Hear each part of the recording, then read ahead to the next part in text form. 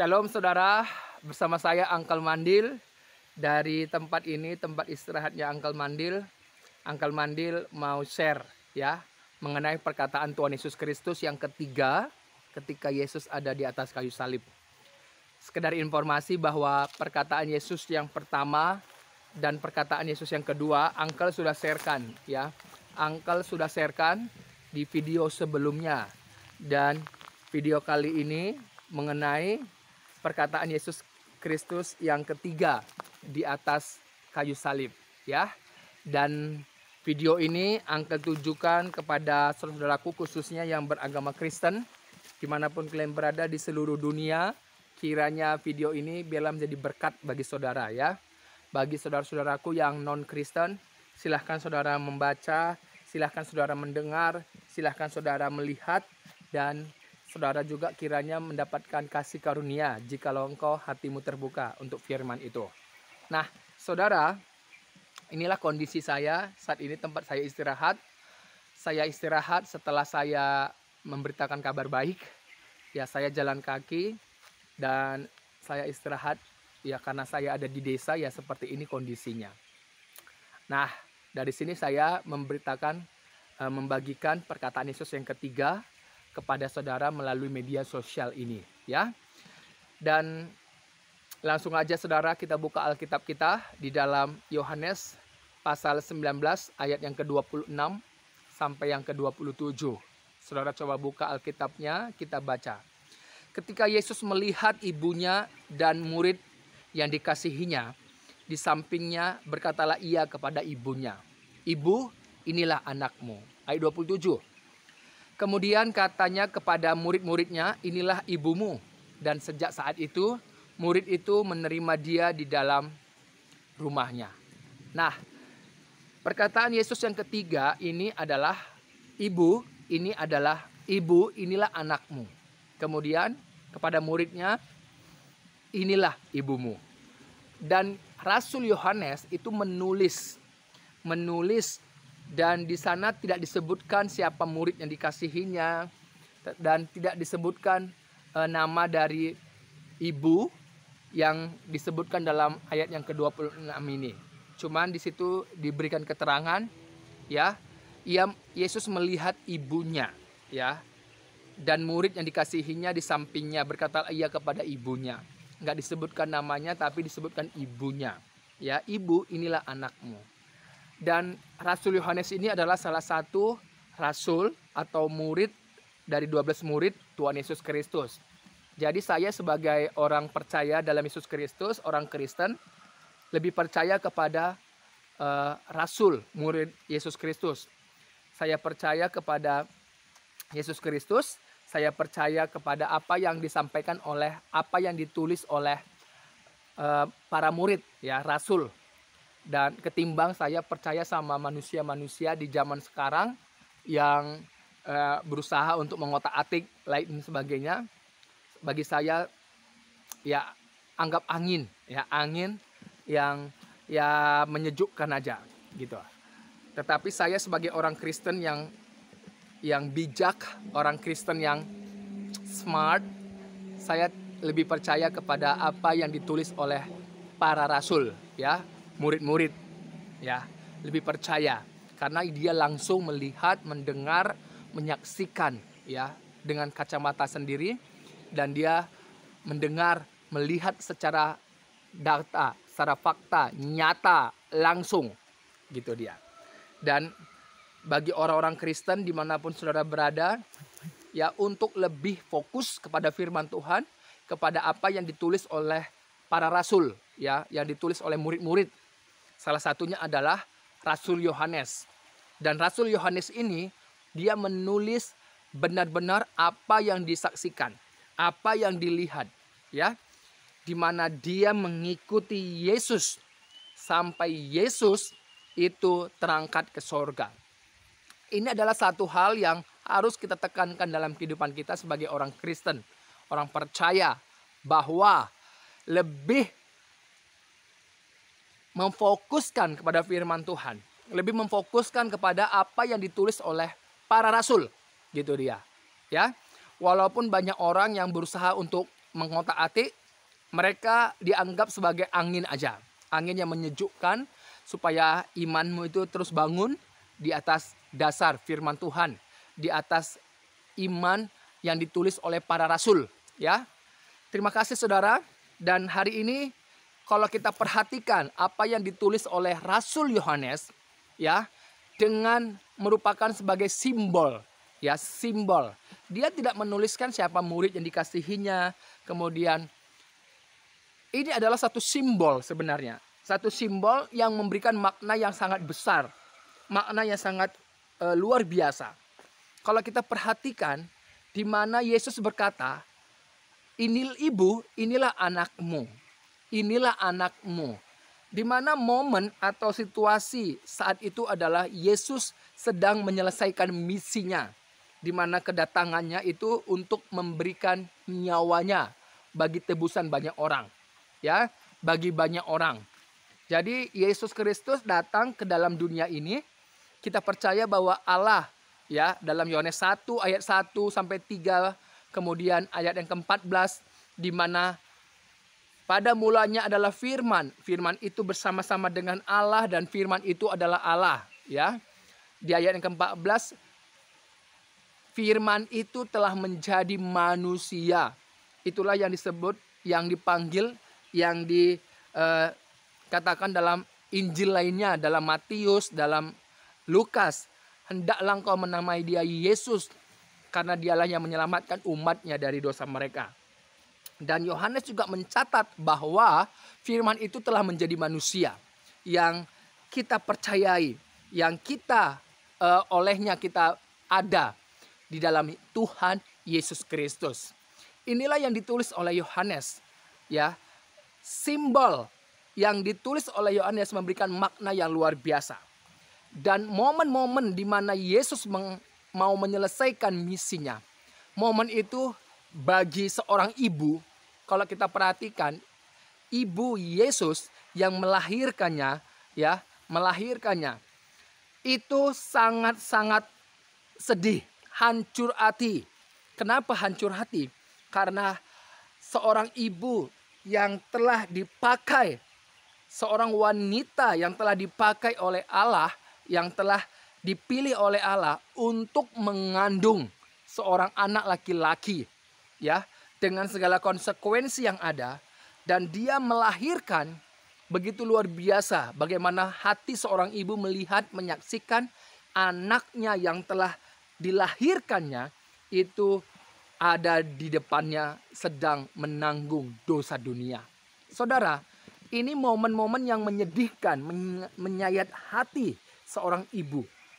Dan di tengah-tengah kondisi seorang ibu yang hancur hatinya, di mana Yesus melihat ibunya dan juga melihat murid yang dikasihinya di samping ibunya, Yesus berkata, "Ibu, inilah anakmu.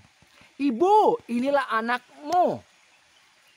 Selain Yesus menunjukkan bahwa di depannya adalah anaknya, dan Yesus juga mengingatkan bahwa apa makna dari perkataan Yesus ini, bahwa tidak hanya aku, tetapi dia, murid-muridnya yang setia, yang masih mengikut dia, yang percaya kepada Yesus Kristus.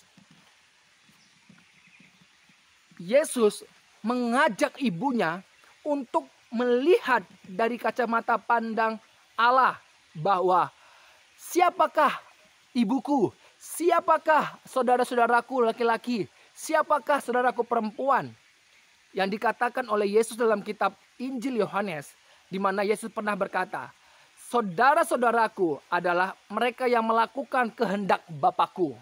Jadi murid-murid, semua murid-murid, termasuk murid yang dikasihinya, yang ada di dekat, di samping Yesus, di samping ibu Yesus, itu adalah saudaranya, itu adalah anaknya, ya, di mana Yesus mengajak ibunya bahwa selain dirinya, ini juga adalah anakmu, orang yang taat, orang yang setia kepada Allah, Orang yang percaya kepada karya keselamatan yang Allah kerjakan di dalam Tuhan Yesus Kristus. Orang yang mengikuti Yesus Kristus, itulah yang disebut sebagai anak. Itulah yang disebut sebagai anak. Itu sebabnya kalau kita perhatikan dalam suratan Injil Yohanes yang ditulis oleh Rasul Yohanes, dalam Yohanes pasal 1 ayat 12, ya. Kemudian dalam ayat-ayat berikutnya juga, orang yang menerimanya diberinya kuasa untuk menjadi anak-anak Allah. Jadi anak-anak Allah ini adalah simbol. Ya, ini adalah simbol di mana maknanya orang yang percaya, orang yang menerima karya keselamatan, orang yang menerima apa yang Allah telah tetapkan di dalam Tuhan Yesus Kristus. Orang yang menerima anak tunggal Bapa, anak tunggal Allah, yaitu Yesus Kristus, dialah yang disebut anak-anak Allah. Jadi Yesus mengajak ibunya, ibu, lihatlah bahwa orang yang melakukan kehendak Bapakku, dialah yang disebut anak-anak Allah. Jadi jangan sedih, inilah adalah makna yang disampaikan.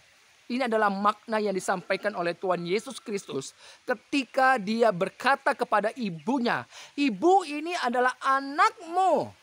Jadi ibu gak usah sedih. Ya, karena apa? Orang yang melakukan, orang yang menerima, orang yang percaya kepada anak tunggal Bapa itu, yaitu Yesus Kristus yang sekarang ada di hadapannya, yang menanggung dosa dunia, yang disalib. Ya, inilah dasar di mana semua orang yang menerimanya itu diberinya kuasa menjadi anak-anak Allah. Jadi ibu Yesus bukan hanya Yesus saja, tetapi semua murid-murid yang ada di dekatnya itu juga adalah anaknya.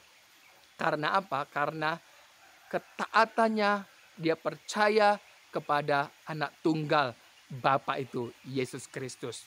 Jadi ini menunjukkan satu penegasan bahwa ibu nggak perlu sedih. Karena semua orang yang menerimanya diberinya kuasa menjadi anak-anak Allah. Haleluya.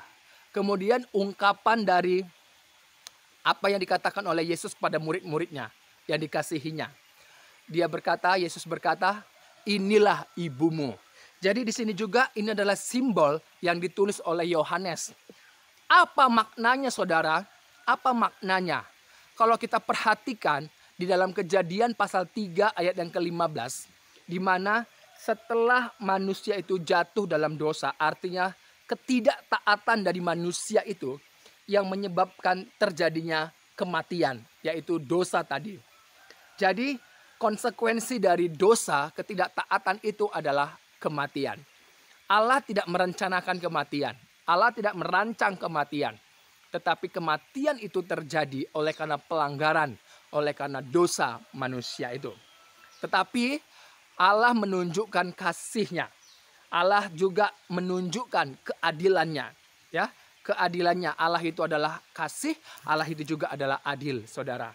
Makanya selain dia menunjukkan kasih-Nya karena dia adalah kasih, dia juga menunjukkan keadilannya, saudara. Dan Yesus mengingatkan kepada semua orang, khususnya murid-murid, inilah ibumu. Jadi ini mengacu kepada Kejadian 3 ayat 15. Di mana aku akan mengadakan permusuhan antara engkau dengan perempuan ini, antara iblis dan perempuan ini. Kemudian antara keturunannya dengan keturunanmu, artinya roh-roh jahat, malaikat-malaikat yang telah tercemar tadi. Kemudian keturunannya ini tunggal, yaitu yang merujuk kepada Yesus Kristus, ya, Mesias, di mana akan meremukkan kepalamu, kepala ular, ya, kepala iblis. Kemudian dan engkau, iblis, akan meremukkan tumitnya. Nah, di mana posisi dari murid-murid, posisi dari ibu Yesus itu ada di bawah salib Yesus, ya, ada di bawah salib Yesus, artinya pas sejajar dengan tumit. Ini menunjukkan bahwa ingatlah apa yang telah Allah katakan di dalam Kejadian pasal 3 ayat 15. Bahwa kehadiran dari Mesias, kehadiran dari Yesus yang adalah sang tumit itu, dialah yang meremukkan kepala ular. Jadi Yesus mengajak murid-muridnya, Yesus mengajak ibunya untuk melihat apa yang telah dijanjikan dalam Kejadian pasal 3 ayat yang ke-15, bahwa kehadirannya ya di atas kayu salib itu meremukkan kepala ular, dan posisi yang sejajar dengan tumit Yesus, yaitu murid-muridnya dan ibunya, itu menunjukkan bahwa lihatlah aku ini, ya, bahwa aku telah hadir seperti yang Allah telah janjikan di dalam Kejadian pasal 3:15. Ya, iblis meremukkan tumitku, iblis meremukkan tumitnya, ya, yang telah dipaku tadi itu menunjukkan tumit, tetapi tumitnya meremukkan kepala ular. Haleluya, mengalahkan maut, ya, mengalahkan maut. Jadi diajak semuanya. Kehadiran, kalau kita perhatikan, kehadiran dari ibu Yesus, Maria ini adalah bukti figur seorang wanita, perempuan, istri yang telah dipulihkan dari figurnya Hawa yang tidak taat, ya. Hawa tidak taat kepada apa yang telah dikatakan oleh Tuhan kepada manusia itu. Manusia itu menyampaikan kepada istrinya, tetapi ketidaktaatan dari Hawa juga itu telah dipulihkan, ya, dengan ketaatan dari Maria, ibu Yesus ini. Luar biasa, hadirnya gereja itu adalah melalui anak yang telah dilahirkan oleh ibunya, yaitu Maria, yaitu Yesus Kristus. Kematian Yesus Kristus di atas kayu salib meremukkan kepala ular, sekaligus hadirnya gereja, hadirnya orang-orang percaya, hadirnya orang-orang yang beriman oleh karena Yesus Kristus telah menyelesaikan misinya. Ini hal yang luar biasa, saudara. Ini hal yang luar biasa. Ini hal yang luar biasa sekali. Haleluya. Haleluya. Puji Tuhan, saudaraku. Puji Tuhan. Ini luar biasa sekali. Ajaib Tuhan Yesus Kristus. Jadi saudara, Yohanes menuliskan semuanya dalam Injilnya, ya.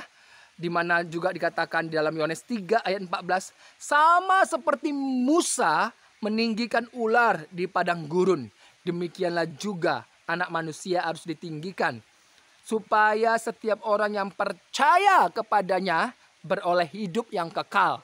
Sebagaimana Musa ketika ada di padang gurun, di mana orang-orang Israel bersungut-sungut, Allah menyuruh Musa untuk membuat ular tembaga, ya, dan menggantungkannya di atas tiang. Di mana firman Tuhan, firman Allah datang kepada Musa. Siapapun yang dipagut oleh ular, tetapi orang yang dipagutnya itu memandang kepada arah ular tembaga yang disuruh oleh Tuhan Allah itu, maka dia tetap hidup, dia tidak mati oleh karena bisa ular tadi. Itu artinya bahwa bukan karena ular tembaga itu, bukan, tapi ini adalah perintah. Kalau Tuhan berkata kepada Musa, siapapun yang memandang ke arah itu, dia hidup. Dia tetap hidup walaupun dia dipagut. Begitu juga yang dituliskan oleh Yohanes, bahwa siapapun yang percaya kepada anak manusia yang ditinggikan di atas kayu salib, ya, dia tetap hidup walaupun dia mati fisik. Yang kembali ke tanah adalah keadilan dari Allah, bukti. Tetapi dikatakan hidup, dan hidup itu kekal. Luar biasa. Luar biasa, saudara. Luar biasa. Luar biasa. Ini adalah iman yang dikerjakan oleh firman Kristus. Haleluya. Makanya kalau firman Kristus mendapat tempat di hatimu, engkau punya iman, engkau tetap hidup. Pandanganmu kepadanya, engkau tetap hidup.